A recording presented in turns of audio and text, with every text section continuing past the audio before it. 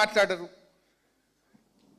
ఇన్ని ఈ రకంగా దీని మీద ఎవరు మాట్లాడతారు? రండి చర్చకు సిద్ధం. నీళ్లుండి కూడా మోటార్లు నలపకుండా ఈరోజు వరంగల్ జిల్లాకు అన్యాయం చేస్తున్న దీని మీద ఎవరైనా చర్చకు వస్తారా? ఉత్తమ్ గారు, రేవంత్ గారు చర్చ పెట్టు, అసెంబ్లీ పెట్టవో మాట్లాడదాం. Now coming to the Kaleshwaram.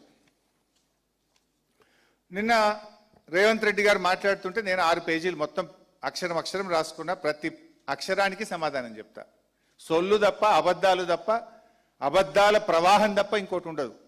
అసలు ఐ రికమెండ్ అసెంబ్లీలో ఒక ఏకగ్రీవ తీర్మానం పెడదాం. రేవంత్ రెడ్డి అబద్ధాలు ఆడడంలో ఏదన్నా నోబెల్ ప్రైజ్ ఇవ్వాలి, అది మా రేవంత్ రెడ్డికే ఇవ్వాలని అసెంబ్లీ పెట్టి ఒకసారి తీర్మానం చేస్తే అది ఫస్ట్ ప్రైజ్ నీకే వస్తుంది ప్రపంచంలో. అబద్ధానికి అంగిలాగు దొరికితే ఎట్లుంటుంది అంటే రేవంత్ రెడ్డి లెక్క ఉంటుంది. అది I will proof with documents. నేను ఉత్తగా ఒక్క మాట కూడా మాట్లాడను. నేను ఆయన మాట్లాడుతూ ఏమంటాడు, కాంగ్రెస్ ప్రభుత్వం ఉన్నప్పుడే తమ్మిడిహట్టికి ఒప్పందం అయిపోయిందట. కాంగ్రెస్ గవర్నమెంట్ ఉన్నప్పుడే తమ్మిడిహట్టికి ఒప్పందం అయింది, మేము 6,157 కోట్ల రూపాయలు ఖర్చు పెట్టినాము అని చెప్పి నిన్న రేవంత్ రెడ్డి గారు సెలవిస్తారు. నేను స్ట్రైట్గా అడుగుతున్నా, 2007లో జీవో ఇచ్చిండ్రు, 2014 దాకా కాంగ్రెస్ ప్రభుత్వమే ఉంది. 8 సంవత్సరాలు ఢిల్లీలో కాంగ్రెస్, ఆంధ్రప్రదేశ్లో కాంగ్రెస్, మహారాష్ట్రలో కాంగ్రెస్, 3 చోట్ల కాంగ్రెస్ ప్రభుత్వమే ఉంటే తమ్మిడిహట్టి దగ్గర తట్టెడు మట్టి ఎందుకు దవ్వలే? తమ్మిడిహట్టికి మహారాష్ట్ర నుంచి అనుమతులు వచ్చి ఉంటే మీరు ఎందుకు తమ్మిడిహట్టి బ్యారేజ్ 8 సంవత్సరాల్లో కట్టలేదు? సిడబ్ల్యూసి అనుమతులు ఎందుకు తేలేదు? అంటే నువ్వు అన్ని ఫాల్తు మాటలు, అబద్ధాలు మాట్లాడుతున్నావు. తమ్మిడిహట్టికి మహారాష్ట్ర నుంచి అనుమతి మీరు తేలేదు. ఆనాడు ఆ రోజు ఈ ఉత్తమ్ కుమార్ రెడ్డి కూడా మంత్రిగా ఉన్నాడు. ఆ కేబినెట్ లో ఈయన కూడా మంత్రే. ఈ నీళ్ల మంత్రికి ఆనాడు సోయి లేదు. సోయి ఉండుంటే, తెలంగాణ సోయి ఉండుంటే, తెలంగాణ మీద ప్రేమ ఉండుంటే ఆ రోజే అనుమతులు వచ్చేది. 8 ఏళ్ల కాంగ్రెస్ పాలనలో మహారాష్ట్రలో, ఇక్కడ ఢిల్లీలో కాంగ్రెసే ఉన్నప్పుడు ఎంత ఈజీగా అనుమతులు తేవచ్చు? Why you have failed? రాని అనుమతులు వచ్చినాయి అని చెప్పి రేవంత్ రెడ్డి మాట్లాడుతున్నాడు. మరి అనుమతులు వచ్చి ఉంటే ఎందుకు గట్లే 8 ఏళ్ళు తమ్మిడిహట్టి? ఎందుకు ఒక తట్టెడు మట్టి కూడా తీయలేదు అక్కడ? నేను స్ట్రైట్గా అడుగుతా ఉన్నా. ఇవాళ ఇంకా రేవంత్ రెడ్డి గారు మాట్లాడతారు, మేము 6,000 కోట్ల రూపాయలు ఖర్చు పెట్టినాం. సిగ్గుండాలే మాట్లాడనీకి. మీరు ఖర్చు పెట్టలే, బొక్కిర్రు పందికొక్కులొక్క బొక్కిర్రు మీరు. I'm on record. 2,328 కోట్లు పనులు చేయకుండా సర్వే, మొబిలైజేషన్ అడ్వాన్స్ పేరు మీద మీరు పైసలు దొబ్బినరు, పంచుకొని తిన్నారు. 2,328 crores without doing a piece of work. Survey and mobilisation advance పేరు మీద బిల్లులు ఎత్తినరు, పంచుకొని తిన్నారు. మీరు 6,000 కోట్ల పని చేయలే. అందులో సగం పైసలు ఉత్తగానే పని చేయకుండా మొబిలైజేషన్ అడ్వాన్స్ అని, సర్వే అని బిల్లులు ఎత్తినరు. నువ్వు చెప్పిన 6,000లో సగం పైసలు గవ్వే.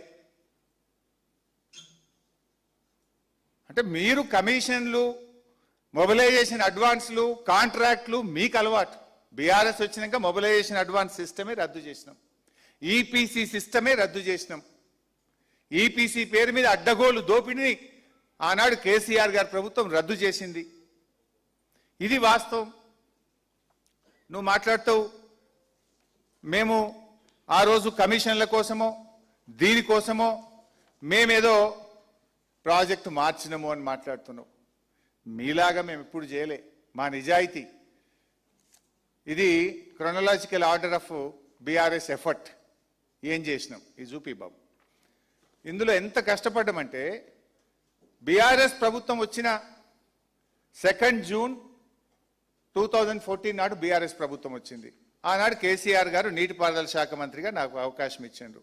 నెక్స్ట్ మంత్ జూలై 23వ తారీఖు నాడు నేను మహారాష్ట్రకి వెళ్ళి అక్కడ ఆనాటి నీటిపారుదల శాఖ మంత్రి, అక్కడ కాంగ్రెస్ ప్రభుత్వమే ఉంది, ఆనాటి కాంగ్రెస్ మంత్రి పేరు ఫస్ట్ పెట్టు బాబు, హసన్ ముషరాఫ్ గారు.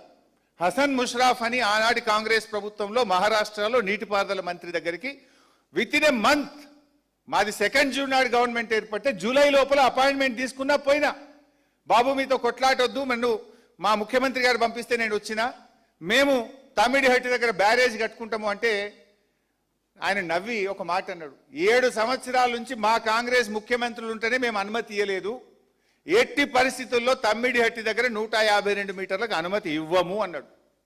బతిమలాడినాం, రిక్వెస్ట్ చేసినాం, మన బాధ చెప్పినాం, మన రైతు ఆత్మహత్యల గురించి చెప్పినాం, తల్లడిల్లినాం, తనలాడినాం. చివరికి ఆయన ఒక మాట అన్నాడు, 6 నెలలు అయితే మాకు ఎలక్షన్ ఉంది, 5 ఏళ్ళకెళ్ళి మీ కాంగ్రెస్ గవర్నమెంట్ అడుగుతున్నాయి, మేము ఇయ్యలేదు, ఇప్పుడు ఎలక్షన్ల ముంగటి ఇస్తే మేము ఆగమవుతాం, మా రాష్ట్రంలో ఉద్యమాలు జరుగుతున్నాయి, మేము ఇచ్చే ప్రశ్నే లేదు, ఎలక్షన్ అయినాక రాపోండి, గప్పుడు ఏదంటే మళ్ళీ మాట్లాడదాం, ఎలక్షన్ అయ్యేదాకా ఇటాంకాలు రాకు అన్నాడు. సరే ఎలక్షన్ అయినాయి, ఆడ పోయింది, కాంగ్రెస్ ఓడిపోయింది, బీజేపీ గవర్నమెంట్ వచ్చింది. సరే ఈలోపు 16/8 నెల అంటే ఆగస్టులో ఇంజనీర్లు కలిసినారు.